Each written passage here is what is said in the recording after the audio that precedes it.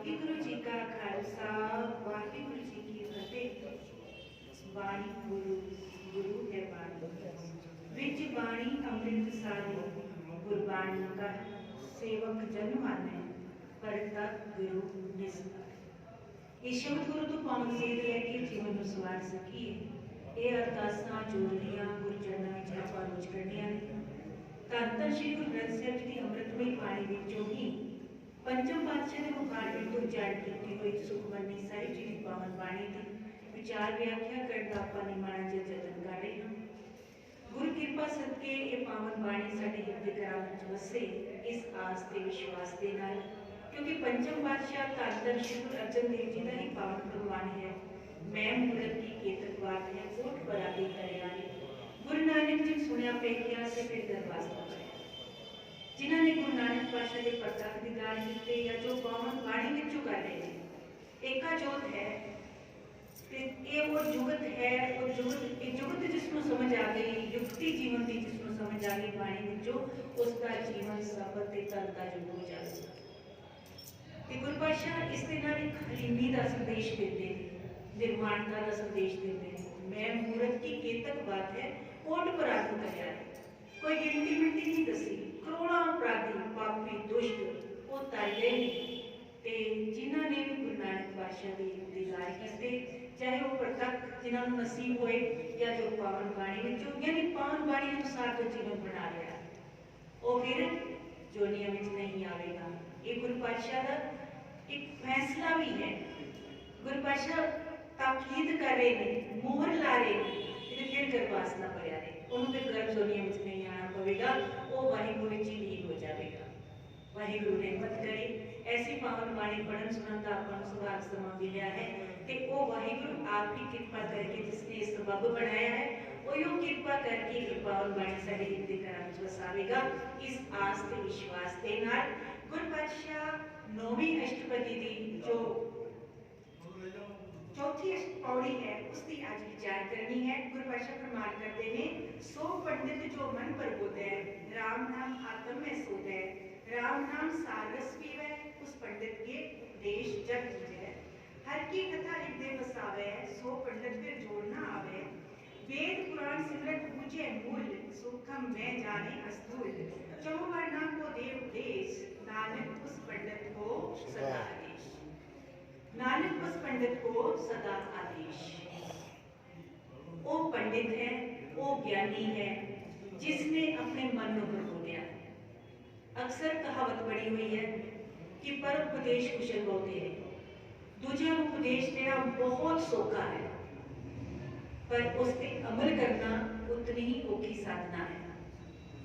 जे कोई ये साधना कर लेता है यानी अपने मन पर बोध लेता है तो गुरबाणी ये भी आखती है भी अवर उपदेश आप ना करें आवत जावत जन्म करे, कि दूजे को उपदेश जिस चीज का दे रहे हैं ते आप उस पर अमल नहीं कर रहे तो फिर आवागमन के चक्कर में ही फंसते रहोगे। गुरु पातशाह इस पावन पौड़ी के अंदर पंडित की असल परिभाषा दसते ने, सो पंडित जो मन करते हैं, असल पंडित असल ज्ञानी वो है जो अपने मन पर बोलता है। इसलिए गुरबाणी कहती है बंदे खोज दिल हर रोज ना फिर परेशानी मन, परेशानियां तो मुक्त होना है तो दूजिया को ना ज्ञान देने की लोड़ है ना दूजिया की पड़चोल करने की लोड़ है। कसौटी से अपने आप को कस के देख कि मैं आप कितने खरा हाँ।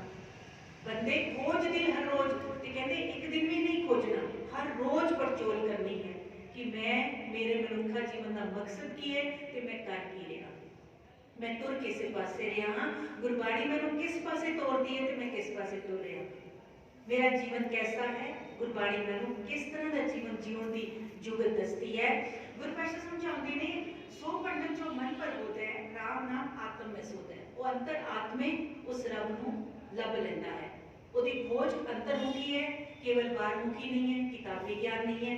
किताबी ज्ञान करके की होगा, बहुत ज्ञान बहुत ग्रंथ पढ़ ले, बहुत ज्ञान हासिल कर लिया, फिर की करता है बंदा, तर्क करता है, बहस करता है, एक कारण ये दिखाने लिए कि मेरे जब कोई ज्ञानी नहीं है, ये दिखाने लिए कि मेरा ही धर्म उच्चा है, ये दिखाने लिए कि मैं जो कह रहा हूँ वो सच है। पर सासंग जी गुरबाणी ते मन नूं प्रबोधन की गल करती है, मन नूं समझाउण की गल करती है। फिर इसलिए फिर इहो जिहा नूं ये फिर की हुंदा है, ज्ञान का इतना अहंकार हो जाता है कि वो अपने सामने किसी को कुछ जानता ही नहीं ना, वो किसी की जो बात है असल बात है उसको भी गलत साबित करने लिए अनेकों तर्क दे देगा।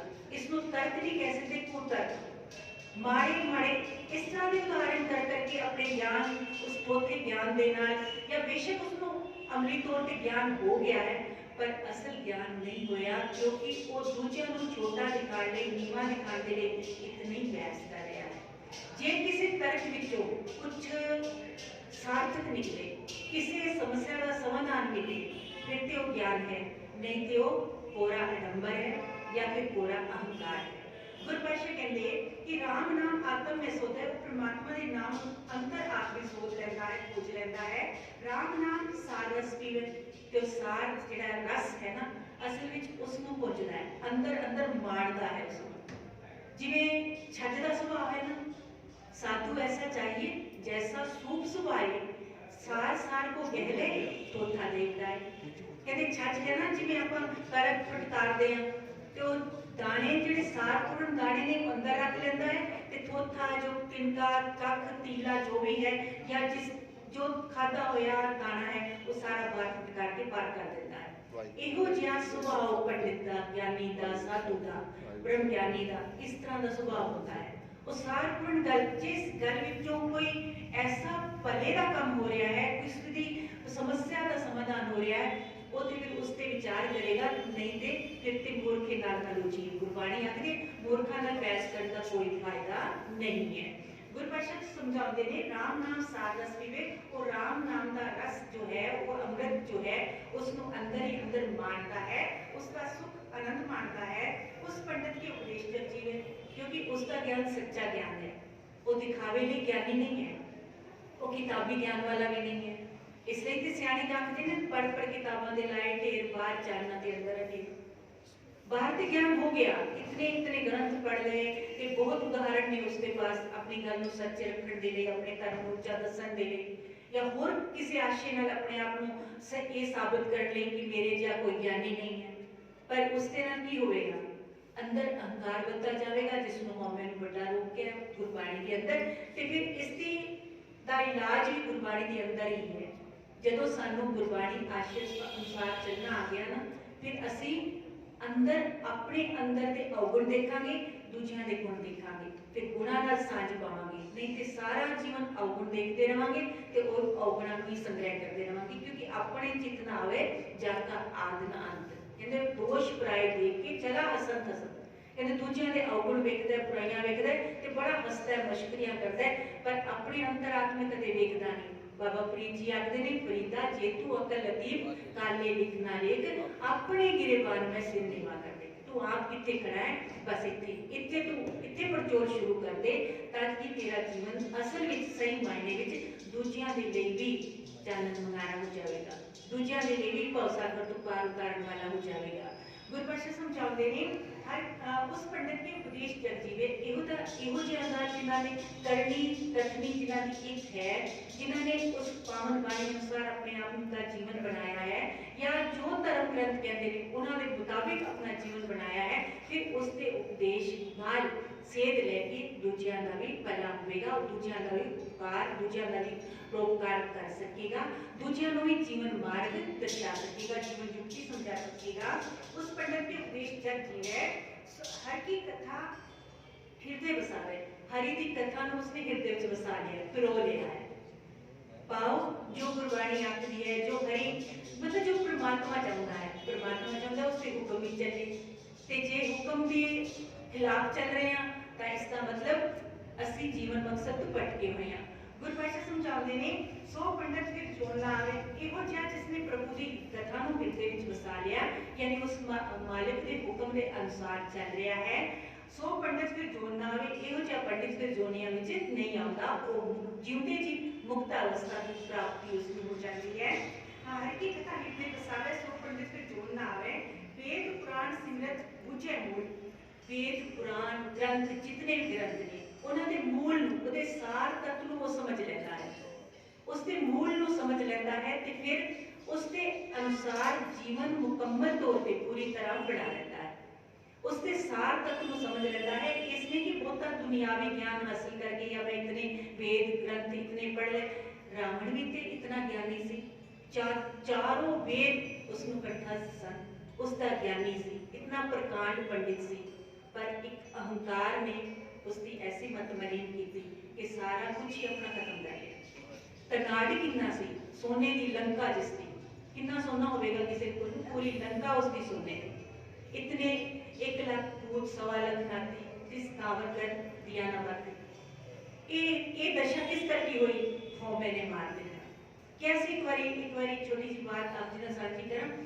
जो श्री रामचंद्र जी उन्होंने वध करके लंका से जीत प्राप्त करके वापस आते हैं ना, माता कुशल आखदी है पुत्र तू रावण को किवें मारिया, तू रावण को किवें मारिया, कहते रावण को मैं नहीं मारिया, रावण को मैंने मारिया, मैं नहीं मारिया, रावण को मैंने मारिया, यानी उसके अहंकार ने मारिया। मेरी इतनी हिम्मत नहीं सी कि मैं उसको खत्म कर सकता।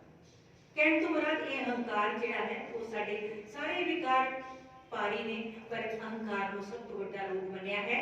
गुरु पातशाह समझाते हैं वेद पुराण सिमरत पूजे मूल सुखम मैं जाने अस्तूल, जिहड़ा ये पसारा है ना सृष्टि का, उस जगत पसारा उस रब जी का, उसके विच उसकी सूक्ष्मता की है, उस बारीकी जिहड़ा ज्ञान है असल विच वो भी वो हासिल कर लेता है। सूक्ष्म मैं जाने अस्तूल चौ वर्णा को दे उपदेश, चारों वर्णा ने उसका उपदेश साझा है। यानी कि वो ब्राह्मण कुल तो है कि सिर्फ उसका ज्ञान ब्राह्मण नहीं है। असल पंडित कौन है, जिसने अपने मन को प्रबोधिया है, अपने मन को प्रबोध के फिर दूसरों को प्रबोधन जोग हो गया है। उस रब जी की कथा, उसके विचार, उसके हुक्म विच अट्ठे पैर रहता है, उसका श्वास श्वास सिमरन करता है। उसका ज्ञान केवल कोरा ज्ञान नहीं है, वो आत्म ज्ञान है। जिसमें फिर आत्म ज्ञान हो गया, गुरु पातशाह कहते चौ वर्णा को दे उपदेश, चारों वर्णा को उपदेश देने के योग हो जाता है ते सम दृष्टि न देता है। नानक उस पंडित को सदा आदेश, गुरु पातशाह कहते एहो जे सच्चे पंडित नूं, ऐसे सच्चे ज्ञानी नूं मेरी बारंबार नमस्कार है। खत्री ब्राह्मण सूत वैस उपदेश जो वर्णा को साझा ते साडी ते पूरी बाणी सर्व सांझी वालता दी है ते सारे उपदेश सब दे वास्ते सांझे ने, सारे आदेश भी सब दे वास्ते सांझे ने, सारी खलकत वास्ते सांझे ने। हर किसी के धर्म के अपने नियम कायदे कानून ने, पर सासंग जी गुरबाणी विच किसी के धर्म ग्रंथ विच आप जी नूं किसी होर धर्म दे बारे में नहीं मिलेगा। पर गुरु ग्रंथ साहिब जी ऐसे ग्रंथ ने जिस विच सारे धर्मां दी गल, सारे धर्मां दी गल है, धर्म ग्रंथां दी गल है, वेदां दी गल है, स्मृतियां दी गल है, सब कुछ दी गल है।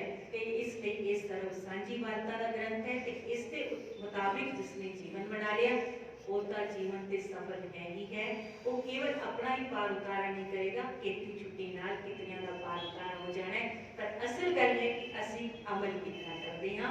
वाहिगुरु रहमत करे, गाविए सुनिए मन रखिए पाओ, दुख पर हर सुख कर ले जाए। असल विच सुख चाहिदा है, असल विच आनंदित केड़ा चाहिदा है। तो इस पावन बाणी के अनुसार जीवन बनाने की जुगत जो है वो बाणी में सीखने को दे। वाहिगुरु सारियां दी रहमत करे, बख्शिशां करे। कोई कड़ी प्यार दी हरी मेरी इस पावन बाणी दी साडे हृदय घरां दे अंदर इस कदर रस वस जावे, जिस सदके ये लोग सुखिए पर लोग सुहेले। नानक हर आपे मेरे व्यवस्था बन सके। भुल्लां चुकां दी खिमा बख्शियो जी। वाहिगुरु जी का खालसा, वाहिगुरु जी की फतेह।